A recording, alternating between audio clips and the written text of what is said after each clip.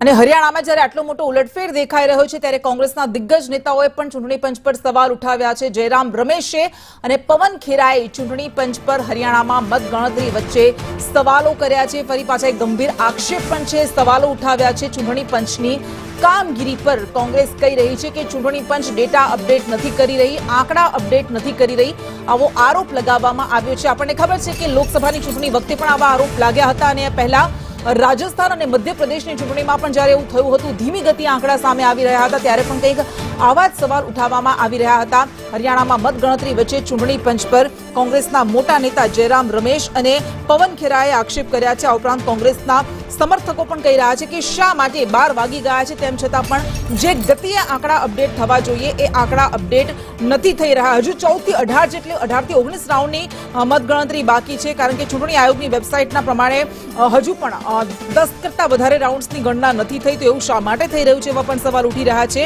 અને પરંતુ જે વોટનું અંતર જોવા મળી રહ્યું છે, કારણ કે ભારતીય જનતા પાર્ટી એવી 6 થી 7 સીટ છે કે જ્યાં 1000 થી ઓછા વોટ પર આગળ ચાલી રહી છે, જ્યારે કોંગ્રેસ માત્ર 2 સીટ્સ પર 2 થી 3 સીટ્સ પર 1000 કરતા ઓછા વોટથી આગળ ચાલી રહી છે। એટલે આ મોટો જમ્પ આવશે કે કેમ, આ અંતર પૂરી શકશે કે કેમ, કોંગ્રેસ એ પણ સવાલ ઉઠી રહ્યા છે।